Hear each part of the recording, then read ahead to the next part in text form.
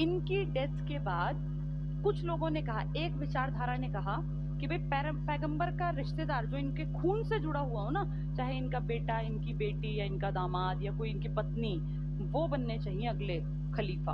मतलब इनके जो वंशज होंगे वो खलीफा कहलाएंगे, जो भी इनकी पोस्ट बना दी एक। तो कौन खलीफा बनेगा? तो कह दिया भाई जिसमें इनका ब्लड से कोई रिलेशन हो। इनकी बेटी बन सकती है। अब इनके माँ बाप तो एक्सपायर हो चुके, इनके माँ बाप के नाम दोनों के अ से हैं, अब्दुल्ला और अमीना इनके पेरेंट्स के नाम है।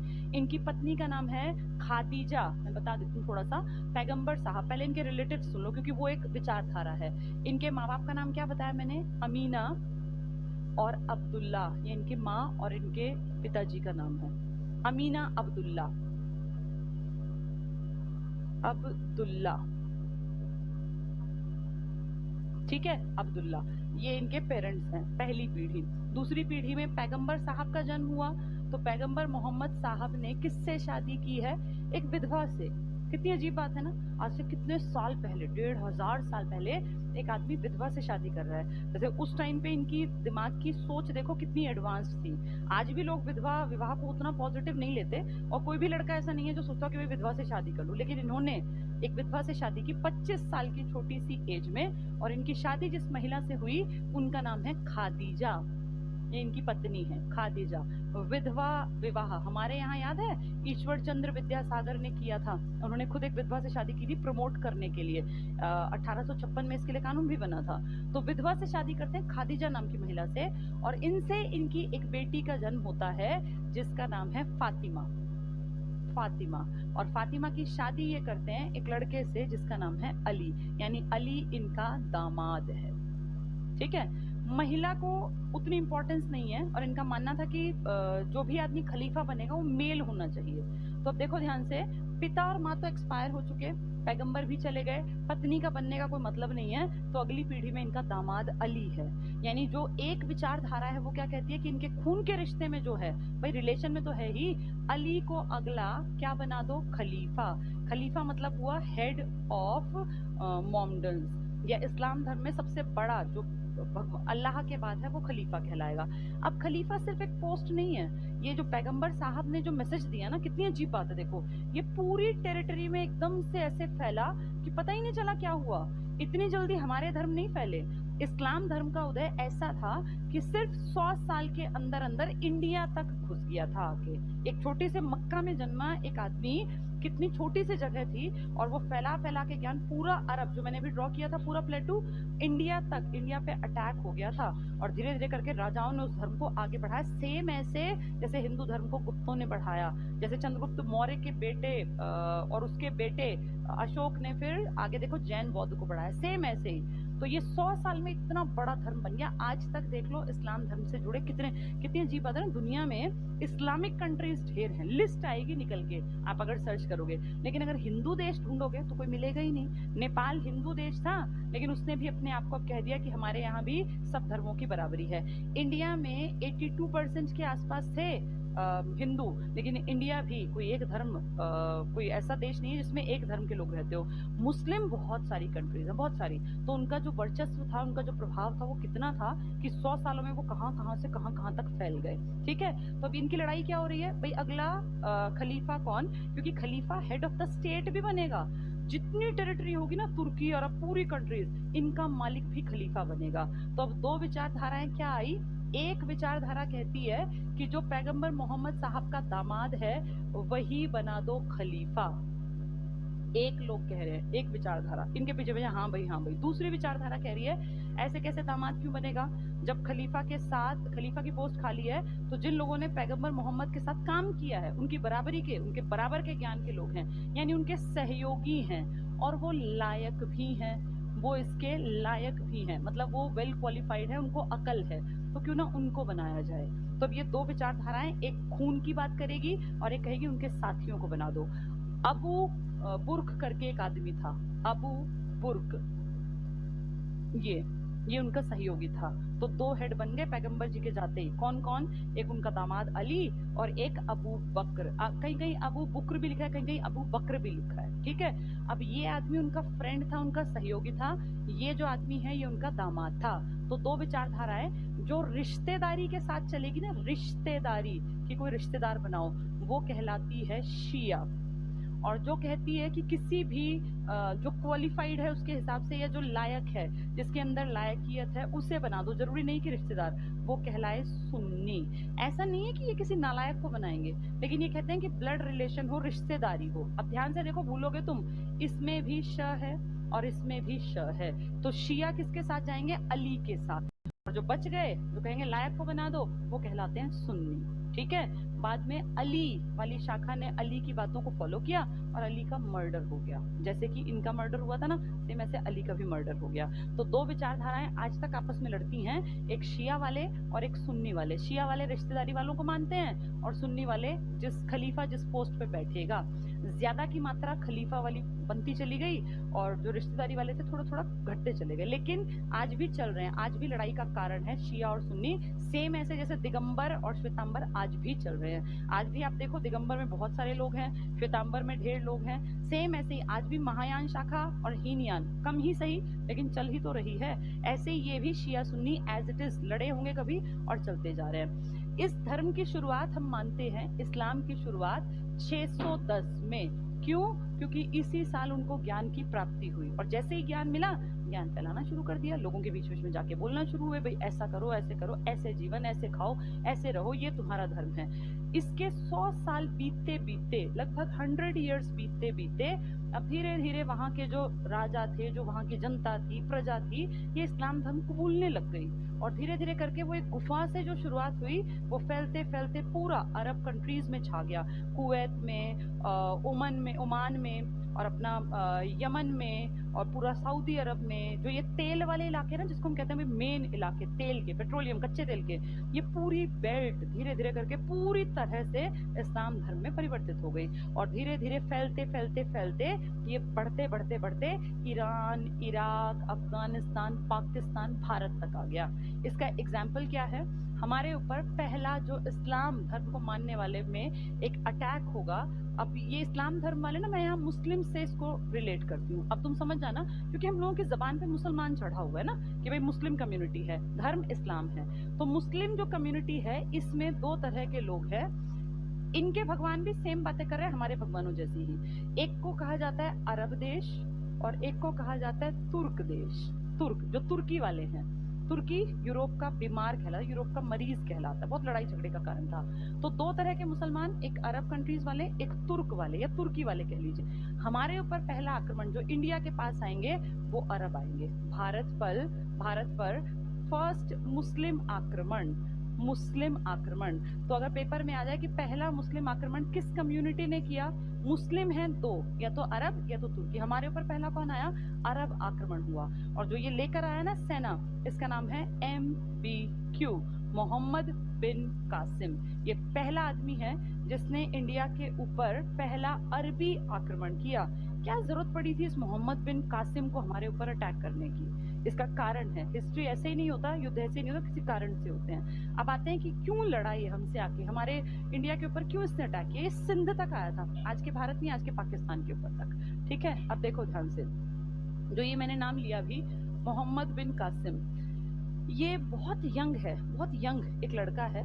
और इसके चाचा और इसके ससुर है, एक बहुत बड़े आदमी हैं, वो नामी गिरामी आदमी है। और इसके जो चाचा है ना, या इसके चाचा ही इसके बाद में ससुर बनेंगे, क्योंकि मुस्लिम कम्युनिटी में आप जानते हो कि पहली शादी अपने घर परिवार में की जाती है, फिर शादी बाहर की तरफ। अगर कोई घर परिवार में लायक लड़का है लड़की ना हो, तो वो बाहर की तरफ रिश्ते देखते हैं। तो इसके चाचा भी हैं, इसके ससुर भी हैं। ये इस चाचा और ससुर का बहुत बड़ा नाम है और इनको ना खलीफा से मान्यता प्राप्त है। खलीफा समझ गए ना, पूरी मुस्लिम टेरिटरी का जो मुखिया है वो खलीफा। तो उसने परमिशन दे रखी है, अल हज्जाज नाम है उनका, जिसको परमिशन दे रखी है, अल हज्जाज।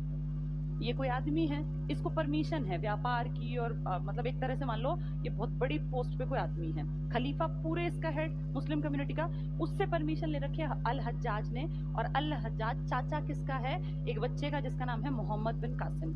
मोहम्मद बिन कासिम जब बच्चा था, मतलब कोई ये लगा लो कि 14-15 साल का जब था, तब से इसके जो चाचा हैं वो लगातार ग्रोथ करते जा रहे थे।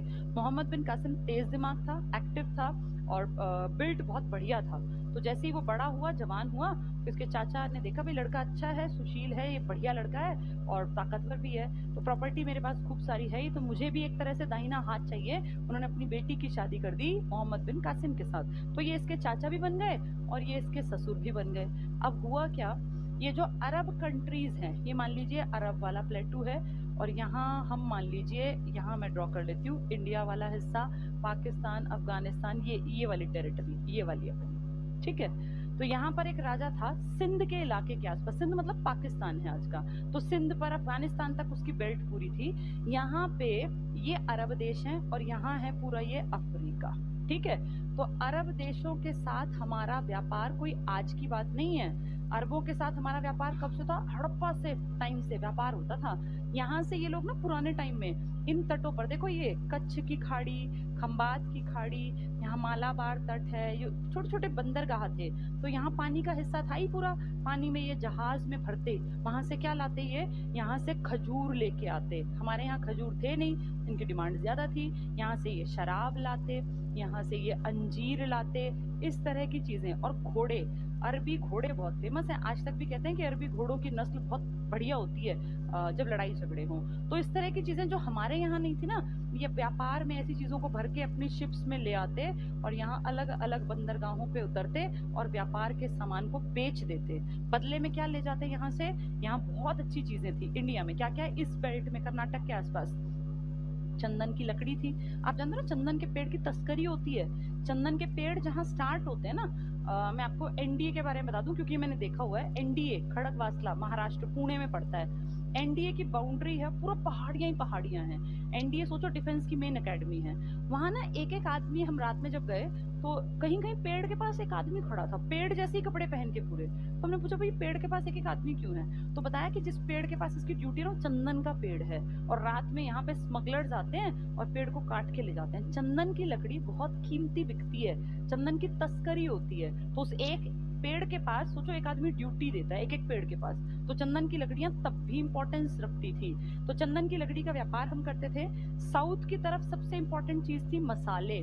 मसाले बड़ी तादाद में यहाँ से अरब देशों में, फिर यहाँ से क्या करते हैं मसालों को, ये यूरोप में बेच आते, तो ये पैसा कमाते। ये श्याम देश, यहाँ लोग काले थे ना अफ्रीका में, तो इसका नाम कहीं कहीं श्याम देश लिखा है, श्याम देश। वो समझ जाना, श्याम मतलब काले रंग के कारण है। अफ्रीकी कितने काले होते हैं, तो उसको श्याम देश कहते थे। तो यहाँ से अरब व्यापार करते थे। ठीक है, व्यापार कर रहे हैं, हमारा कुछ जा ही नहीं रहा, ना इनका कोई नुकसान ना हमारा। अरब व्यापार करते, चीजें दे भी जाते और चीजें ले भी जाते, तो हम भी खुश, ये सब कुछ बढ़िया चल रहा, बहुत बढ़िया चल रहा था। ऐसे ही व्यापार के दौर में कभी जो ये अल हज्जाज है ना, इसके और खलीफा के नाम के 8 जहाज सामान से भरे हुए जा रहे थे इस पानी वाले हिस्से में, मतलब इंडिया के राजा की टेरिटरी के पास से गुजर रहे थे। पता नहीं कहाँ नीचे कहीं से आए थे वो जहाज और इस तरफ से गुजर रहे थे पानी की तरफ। तो किसी ने वो लूट लिए, कोई इसके समुद्री डाकू होंगे, उन्होंने वो लूट लिए। 8 जहाज लूट लेना तो कितनी संपत्ति होगी, कितना कुछ था। किसी ने खलीफा के लिए भेजा था वो और इसके लिए भी। तो इसने वजह से पता चला लूट हो गई, तो कहाँ लूट हुई है जी, इस इलाके में हुई है। कौन सा इलाका है ये, सिंध का इलाका था ये उस टाइम इंडिया के राजा, और यहाँ का राजा था दाहिर। तो कहा जी यहाँ खबर पहुंची कि दाहिर के इलाके में लूट हुई है। तो इन्होंने कहा भाई दाहिर का हाथ होगा तभी तो लूट हो गई, दाहिर की मर्जी के बिना कैसे लूट हुई। इन्होंने कहा अब ये जो रज़ाक है, हज्जाज सॉरी, इसने कहा भाई हमारा सामान तुमने लुटवाया है और हमें वापस कर दो। दाहिर ने कहा मुझे नहीं पता किसने लूटा, मुझे क्या पता, अब तुम्हारे जहाज है, तुम अपनी केयर टेकिंग खुद करते, हमें क्या पता यहाँ कौन लूट के ले गया। तो इसने उस चीज का, जैसे होता है ना इल्जाम सिर पे लेना, अब कोई आतंकवादी गतिविधि करता है, देखा ना एक आधे दिन में हमने करवाई है, तो अब ये कह रहा है मैंने नहीं करवाई ना, मुझे पता तुम्हारे जहाज कहाँ गए। इस बात से कौन चिढ़ेगा, अल हज्जाज, खलीफा भी चिढ़ेगा, अल हज्जाज भी। अल हज्जाज ने 2 बार अटैक करवाया दाहिर के ऊपर, लेकिन दाहिर ताकतवर राजा था, दोनों बार हार हुई अल हज्जाज की। अब अल हज्जाज इसको अपने मन पे ले गया, उसने कहा यार हद हो गई, 8 जहाज लूट लिए, अपनी गलती नहीं मान रहा, अब सेना भेजनी पड़ेगी। और अपने 17 साल के जवान उभरते हुए सेनापति के रूप में जो काम करता था मोहम्मद बिन कासिम, इसका बेटा दामाद भी है, इसका भतीजा भी है। इसने कहा भाई ऐसे ऐसे लूट लिए और अब तू जाएगा और तू उसको हरा के दम लेगा। तो वहां से अपना काफिला लेके, बड़ी सेना, ताकतवर सेना लेके और निकल पड़ा एक यंग लड़का। यंग और एज में ना थोड़ा सा अंतर होता है। जो यंग होते हैं ना उनको मरने से डर नहीं लगता, जितनी एज बढ़ती जाएगी उतना आप देखना आदमी ना 30 तक 25 तक डरता नहीं, 16-18 में बिल्कुल नहीं डरता, 15 में बिल्कुल नहीं डरता। जब 70 क्रॉस करता है ना तो आदमी डरने लगता है कि हाय मौत आएगी, हाय मौत आएगी। तो अब जो दाहिर है वो तो एज्ड राजा है, फिर उसका तो बेटा भी जवान होकर राजपाट संभाल रहा है, और जो ये 17 साल का लड़का है इसको किसी चीज का डर ही नहीं, इसको मौत का डर नहीं है। तो सेना लेके अदम्य साहस के साथ निकल पड़ा। आया कहाँ से है ये? इस इलाके में से, यहाँ ये जो अरब का इलाका है, तभी पहला मुस्लिम आक्रमण अरब आक्रमण है। सेना लेके आया, दाहिर पे इसने चढ़ाई कर दी। अब दाहिर को तो हारना था, ये सबको दिख ही रहा था कि भाई उसका साहस ज्यादा है। दाहिर ताकतवर था, दाहिर हाथी पे बैठा था, हाथी पे ही वार किया इस लड़के ने, 17 साल वाले ने, मोहम्मद बिन कासिम ने हाथी के पैर पे कुछ इस तरह का मारा, वो हाथी लड़खड़ा गया और ये राजा नीचे कूद गया। भाई हाथी गिर जाएगा ना, नीचे कूद गया। अब नीचे कूद गया तो अपनी तलवार से, उस टाइम कोई गोली तो थी नहीं कि मारे, तलवार से लड़ते थे, तो तलवार से लड़ रहा है तो इतने सारों ने घेर लिया और तुरंत यहीं पर इसका लाइफ का चैप्टर क्लोज हो गया। यानी कौन मारा गया? दाहिर मारा गया। दाहिर जब मारा गया ना, तो इससे पहले भी छोटी सी कहानी है, पर आज टाइम कम है, थोड़ा सा कल बताऊंगी उसके बारे में, आज सिर्फ थोड़ा मेन बता रही हूँ प्रॉपर तरीके से, फिर कल इसको पूरा एक्सप्लेन करूंगी। दाहिर के मारे जाने के बाद इंडिया में एक तरह से रास्ता खुल गया था, और दाहिर की पत्नी इंडिया में पहली महिला है जिसने मुस्लिम आक्रमण से डर के कि भाई अब क्या होगा हमारा, क्योंकि ये तो हिंदू थे, पक्के हिंदू थे ये तो, इनकी पत्नी थी जिसने फर्स्ट टाइम अग्नि कुंड में कूद गई थी, जो अग्नि आग जला के पूरा, और उसमें कूद गई, जिसको हम कहते हैं जौहर। राजपूतों में जौहर की प्रथा थी ना, जौहर यही था कि जब राजा के ऊपर कोई चढ़ाई करता और मान लो राजा हार जाता, मारा जाता, तो फिर उसमें जितनी राजमहल में उनकी पत्नियां होती थी वो सब अग्नि कुंड में अपनी मर्जी से कूद जाती, ताकि जो विदेशी राजा है वो उनके ऊपर आधिपत्य ना जमाए। तो इंडिया में पहले जौहर की कहानी कहती है किसकी पत्नी? दाहिर की पत्नी। और मैं तुम्हें बताऊं, इस दाहिर का बेटा था एक, वो इतना मूर्ख था, इतना नालायक था कि जब ये आगे बढ़ा था ना, मोहम्मद बिन कासिम, जब पिताजी मर गए तो वो मूर्ख अपनी माँ को छोड़ के भाग गया आगे और बोला कि माँ यहाँ तुम संभाल लो, मैं अगले किले की रक्षा करता हूँ। कितना मूर्ख था वो। और उसकी माँ जो है उसने देखा कि भाई अब हमारे बस की है नहीं संभालना, तो उन्होंने तुरंत से जौहर की प्रथा अपना ली। जौहर राजपूताना व्यवस्था थी, लेकिन ये इंडिया में पहले जौहर की कहानी किसने कही है? दाहिर की पत्नी पहली महिला है जो एक तरह से सती हो गई। मान लो सती तो पति की चिता पे जलाना होता है, उसके ऊपर बैठा देते, जौहर होता है अग्निकुंड, खुद ऐसी तैयारी करके रखते थे कि अगर ऐसा हुआ तो तुरंत औरतें इसमें कूद जाएंगी। तो पहले जौहर जो किया है वो दाहिर की पत्नी ने। दाहिर हिंदू राजा है और दाहिर की ही बारे में फिर हम कल डिटेल में बात करेंगे कि कैसे ये धीरे धीरे करके लड़का आगे बढ़ा था। खुद 17 साल का था, लेकिन इसने जिस एरिया में धीरे धीरे करके जीता था ये एरियाज, तो इसने क्या करवा दिया था कि भाई 17 साल से बड़े जितने लड़के हैं ना इस टेरिटरी में उन सबको मार डालो। खुद 17 साल का है और कह रहा है 17 से बड़े जितने हैं 16 से बड़े उन सबको मार डालो। तो इस तरह धीरे धीरे करके इंडिया पे एक आदमी ने जो अटैक किया, 100 साल बाद हुआ था ये इस्लाम धर्म के उदय के। वो 610 में उदय हुआ था ना, ये 711 और 12 की घटनाएं हैं जो मैंने आज आपको एक कहानी के फॉर्म में बताई हैं। उम्मीद करती हूँ थोड़ा थोड़ा सा समझ में आ गया होगा। अब तक हमने पढ़ा था सिर्फ हिंदू धर्म था, ब्राह्मण थे, बौद्ध थे और जैन थे। अब धीरे धीरे हमारे ऊपर विदेशी आक्रमण होने लग गए। विदेशी पहले भी आते थे, शक विदेशी थे और बहुत सारे इस तरह के विदेशी, लेकिन उन्होंने हमारे धर्म को अपनाया था। या तो वो हिंदू बन गए थे, या वो बौद्ध बन गए थे, या वो जैन बन गए थे। लेकिन अब ये विदेशी आक्रमण है और ये अपना धर्म इंडिया के ऊपर थोपेंगे जब ये ताकतवर बनेंगे। मैं ये नहीं कहूंगी कि ऐसा सिर्फ इन्होंने किया, ये ह्यूमन बीइंग की टेंडेंसी है। जो जहां जाएगा वो चाहेगा कि प्रजा मेरे धर्म को ही अपनाए। अगर हम अब इस पे बहुत लोग सोचेंगे कि मुस्लिम बाहर से आके बसे हैं, जो ऐसा सोचेंगे वो गलत सोचेंगे। क्यों? क्योंकि याद करो कि आर्यों को भी प्रूव किया है कि आर्य कहाँ से आए थे? मध्य एशिया से। ऐसे ही ये अरब वाले जो आए हैं, ये आए हैं अरब से, अरब कंट्रीज से या तुर्की से। तो ये जो अपने आप को आर्य समझते हैं हम सब, तो एक आदमी ने प्रूव कर दिया कि हम भी बाहर के ही हैं। तो इसमें लड़ने की कोई बात नहीं कि तुम बाद में आए, बस इतना फर्क है, ये पहले आ गए थे, ये बाद में आए हैं। ये ईसा पूर्व में आके यहाँ बस गए थे और ये आए हैं 7वीं शताब्दी 8वीं शताब्दी, क्योंकि 700 प्लस है ना, 8वीं शताब्दी में। तो ये जो इस्लाम धर्म है ना, ये लेटर स्टेज में पनपा है। सबसे पहले क्या थे, ये हिंदू थे, बौद्ध थे और जैन थे। बाकी किसी ने ये नहीं कहा कि दूसरे को मारो, दूसरा खराब है, दूसरा घटिया है, नहीं। आप चारों की शिक्षाएं पढ़ लेना, चारों ने कहा था इंसानियत के लिए काम करो। हाँ, बाद में लोगों ने मूर्खतापूर्ण विचार अपने इसमें ऐड कर दिए, और किसी ने कहा मैं गाजी हूँ। गाजी ना दूसरों के धर्म का नाश करने वाला, वो मूर्खता थी। लेकिन इस्लाम धर्म की शिक्षाओं में ऐसा कहीं नहीं लिखा था कि दूसरे का नाश करो, जो कि बाद में राजाओं ने अपनी टेंडेंसी बना ली थी। ठीक है, चलिए आज हम लोगों ने छोटे से एक इंट्रोडक्शन लिया है कि कैसे इंडिया पे विदेशी आक्रमण होने लग गए और एक नए धर्म का इजाद हुआ इंडिया की तरफ। ये पाकिस्तान, अफगानिस्तान भी तब इंडिया ही थे। इसी को नाम दिया जाता है इस्लाम धर्म। पैगंबर मोहम्मद साहब एक इंसान के रूप में जन्मे थे। 30 साल प्लस, लगभग 32 साल के 40 साल के थे जब इनको ज्ञान की प्राप्ति हुई हीरा नाम की गुफा में।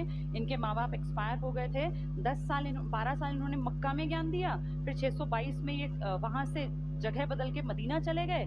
इसीलिए लोग आज भी मक्का मदीना की यात्राएं करते हैं। जैसे हम लोग जाते हैं ना हरिद्वार जाते हैं, क्यों?